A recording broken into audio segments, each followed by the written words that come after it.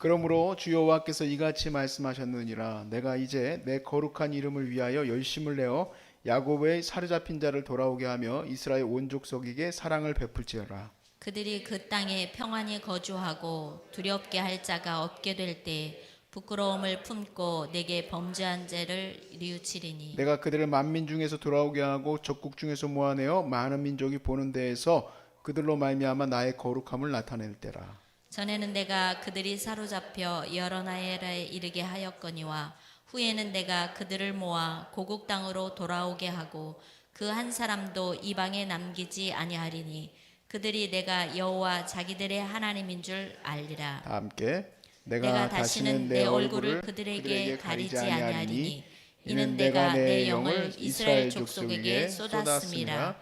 주 여호와의 말씀이니라. 아멘.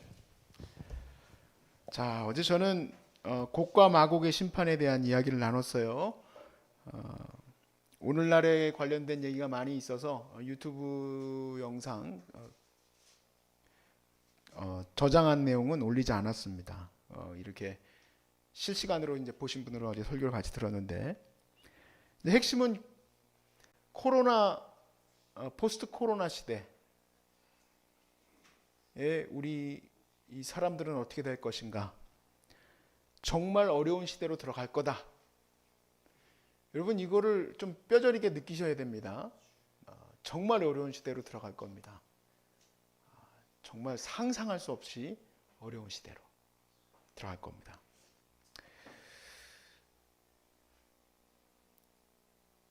그런데 이런 말들은 우리 그리스도인들에게는 예상할 수 있는 얘기라는 것을 여러분들은 알고 있을 겁니다. 왜냐하면 하나님이 마지막 때에 반드시 이 세상을 이제 심판하시게 되는데, 불의 심판 전이에요. 불의 심판.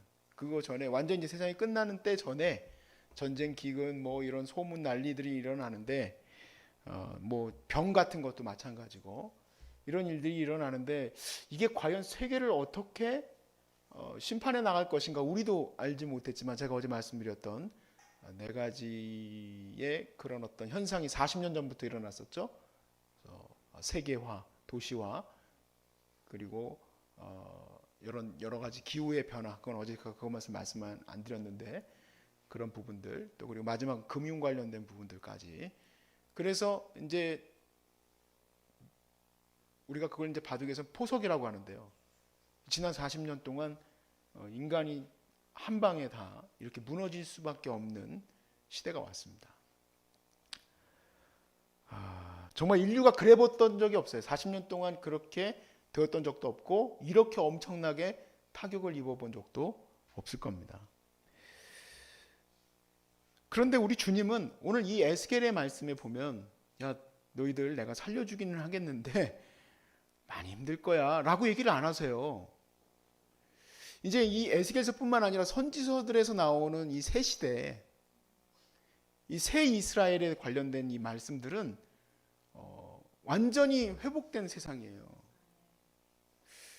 그런데 이렇게 세상이 점점 어려워지는 것과 어떻게 우리가 매칭을 할 것인가 하는 부분이에요. 그러니까 우리는 그냥 쉽게 얘기해서, 이 매칭이라는 말도 좀 복잡한데, 이 세상은 계속 하나님의 심판을 받을 거 아닙니까? 근데 하나님의 심판을 계속 받고 있는데, 그 가운데 그리스도인들 이 공동체는 어떻게 평화와 은혜를 누리면서 살 것인가? 이 얘기예요. 저와 여러분이 소위 말해서 이 어려움 속에서도 어떻게 하나님의 평강을 누리면서 살아갈 수 있을 것인가? 자, 오늘 에스겔서 39장 26절에서 29절 말씀을 읽었습니다. 자, 이 말씀에 보면 너희들을 돌아오게 하리라 그랬어요. 고국 땅으로 돌아오게 하리라. 그리고 마지막 말씀에 보니까 내가 다시는 내 얼굴을 그들에게서 가리지 않겠다라고 분명히 약속하셨잖아요. 근데 가리신 것 같은데 어떡하지? 자, 이 말씀만 보자. 자, 에스겔 말씀만 보자면 이제 70년 포로로 잡혀갔다가 70년 뒤에 다시 고국으로 돌아옵니다. 하나님 약속대로. 자, 고국으로 돌아오고 나면 에스겔의 예언이 다 성취된 것 같이 보이는데, 이 마지막 구절 때문에 이제 분통이 터지는 거예요. 하나님의 얼굴을 가리시지 않는다고 했는데 사실 이스라엘은 다시 붕괴되기 시작해요. 다니엘서는 이 부분을 분명히 예언을 하고 있죠. 고레스가 가서 성전을 지어라 라고 할 때부터 기름 부은 왕이 올 때까지 라는 아주 중요한 얘기를 해줍니다. 그러니까 우리 주님이 오실 때죠. 근데 이스라엘의 이 붕괴는 다니엘서에서 우리가 함께 나눴었지만 4개의 그 우상은 하나지만 그 이제 시대가 나눠져 있습니다. 그래서 처음에 바벨론, 그 다음에 메데와 바사, 그 다음에 빠른 표범 헬라, 마지막 이제 등장하게 된 로마. 에스겔도 경험해보지 못한 세계, 이 로마의 시대가 시작이 되는데, 이 로마 시대에 이스라엘이 이제 완전히 파괴되는 거죠. 이스라엘은 완전히 파괴돼요. 하나님의 예언은 내가 너희를 다시 부르리라, 만국으로부터 내가 너희를 부르리라, 그리고 너희들이 영원히 내가 너희와 함께하리라. 그리고 이제 내일부터 보게 될 에스겔서 40장의 말씀은 새로운 성전에 대한 모습까지도 보여주신다 이 얘기예요. 그런데 이게 웬 말입니까? 성전이 돌 하나 남지 아니하고 다 무너져요. AD 70년에. 그리고 회복이 됩니까? 회복이 안 돼요. 다 무너진 상태로 그냥 가게 됩니다. 자, 이 당시에 AD 30년 거간이죠. 예수님이 공생의 기간을 할 때 이스라엘의 그 12지파만이 이스라엘이 아니라는 것을 예수님의 제자들은 알게 되죠. 예수님께서 승천하신 이후에 예수님 말씀하신 대로 예수님 그랬어요. 너희가 권능을 받으면 온 유대와 머물지 말고 사마리아와 땅끝까지 가라 했는데 성령님이 임하시는 거예요. 유대 땅에도 성령이 임하셨고 사마리아 땅에도 성령님이 임하셨고 땅끝으로 나아가는 그 모든 이방인들 가운데도 성령님이 임하셨어요. 그래서 무엇을 증거하고 있는 건가? 성경에서 말하는 새 이스라엘은 12지파만을 말하는 것이 아니고 온 인류의 하나님의 선택된 백성들이구나. 그리고 사도 바울이 이거를 정확하게 잘 규명을 했죠. 아브라함이 하나님을 믿음에 그를 의롭다 여기신 것과 같이 믿음의 사람들이 바로 아브라함의 자녀들이다. 몸의 육신의 할례를 받는 것이 할례가 아니라 마음의 할례를 받는 것. 우리가 이제 에스겔서에서도 나눴고 예레미야서에도 있습니다. 새 언약, 마음의 할례를 주심.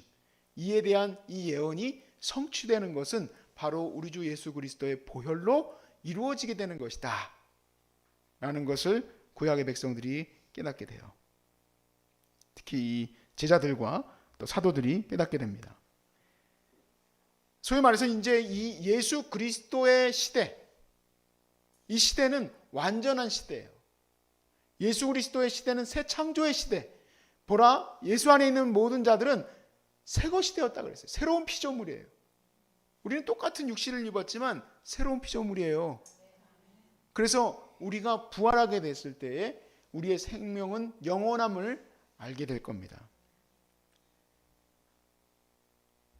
자, 그런데 이 에스겔서에 보면은 이 곡과 마곡을 심판하시는 거에 대한 말씀이 우리가 아까 잘못 읽었지만 38장부터 지금 39장에 이르기까지 계속 그 얘기가 등장을 합니다.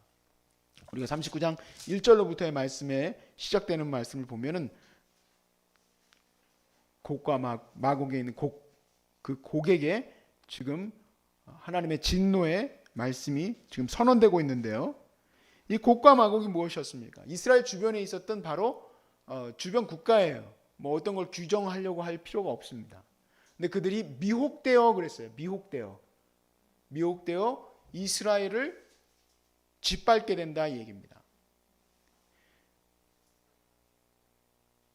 자, 그 기간은 어느 정도 될 것이고 하나님은 그들을 어떻게 할 것인가?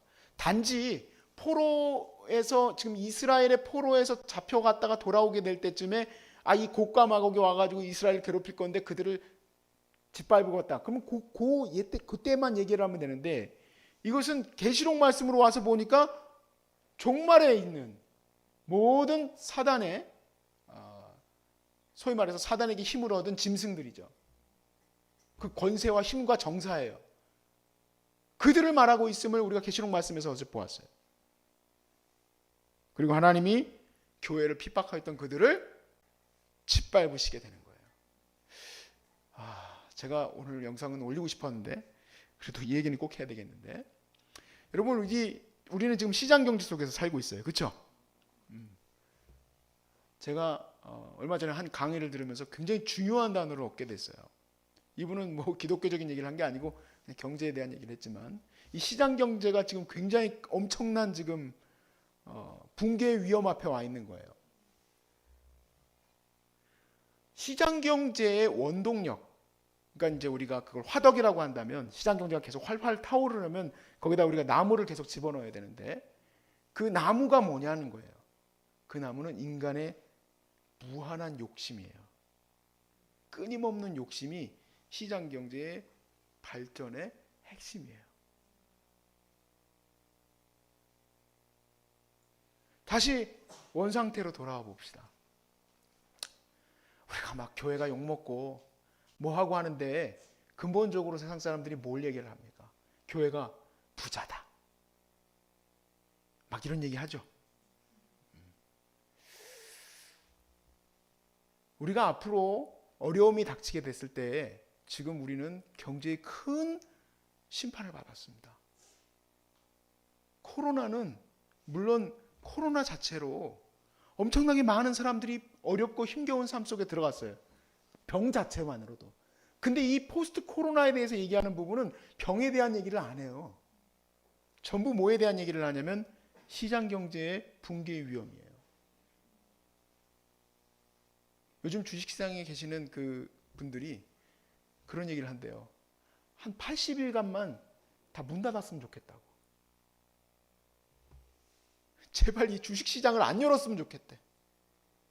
도대체 이거는 어디서 터져 나올지를 모르겠다고 벌벌벌벌 떤대요. 오늘도 30조 이상 더 추가 경상하겠고, 이제 사람들 그 시민 경제가 무너지지 않도록. 쉽지 않은 얘기예요. 절대 쉽지 않은 얘기예요. 저는 최악의 상황까지 생각을 해봐요. 왜냐하면 이 모든 것이 우리의 우상이었음을 우리는 이제 깨달아야 될 때거든요. 내 배의 욕심이 하나님과 함께 했음을 이제는 깨닫고 좀 우리가 회개해야 될 때다. 회개해야 될 때다. 여러분, 이 현상 속에서 하나님이 무엇을 바라시는지 깨달으실 수 있길 바랍니다.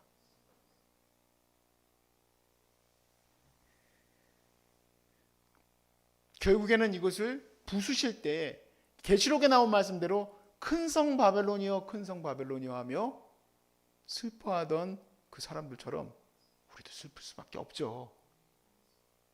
내 삶이 불편해지잖아요. 지금 우리는 엄청나게 편한 세상에 살잖아요. 제가 어제도 그런 모든 생각 속에 잠겨 있었기 때문에 우리 선생님한테 그런 거 물어봤었어요. 선생님 부유하게 잘하셨는데 옛날에 냉장고 있으셨냐고. 냉장고 있었다고 깜짝 놀랐어요. 우리 최영자 권사님하고 얘기했을 때는 방망이로 빨래했던 얘기 하셨었는데, 저분은 우리 박 선생님은 세탁기가 있었어요. 세탁기가 있었어요. 막 옛날에는 막 찬물에다 어떻게 씻었는지 몰라 그랬는데 저분은 세탁기가 있었어요. 그런데 지금 세탁기 없는 분 있어요? 아무도 없죠. 세탁기가 뭡니까? 이야, 거기에 막 저기 뭐야 세제 안 넣어도 되는 그 세탁기도 있고, 저는 그거 왜 사는지 모르겠는데 막 옷도 먼지 터는 옷장도 있더라고. 옷이 막 이러고 있어. 가보면 황이가 제일 좋아해. 마트 가면 거기 앞에 가가지고 이러고 있어. 그거 왜 사는지 몰라. 가서 털면 되지 그냥 가가지고. 근데 그런 것도 있고 엄청나게 편한 세상. 근데 그 근본은 우리 모두가 내가 돈 있으면 얼마든지 내 돈으로 내가 놀러 가고 싶은데 놀러 가고, 내가 먹고 싶은 거 먹고, 내가 누리고 싶은 거 누리는데 네가 뭔 말이야? 라고 할 수 있다.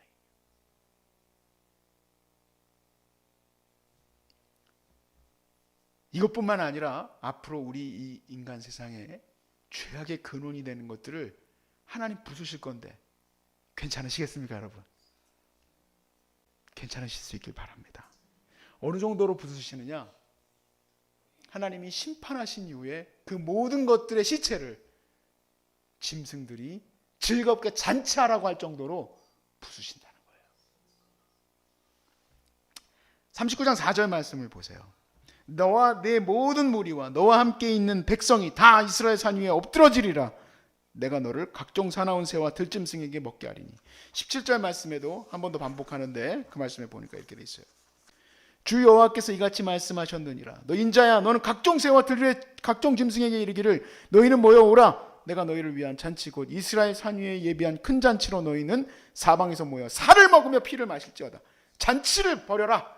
심판의 잔치를 벌여라 라고 얘기하신다는 겁니다. 우리가 계시록 말씀으로 한번 넘어가 볼까요? 요한계시록 19장 11절.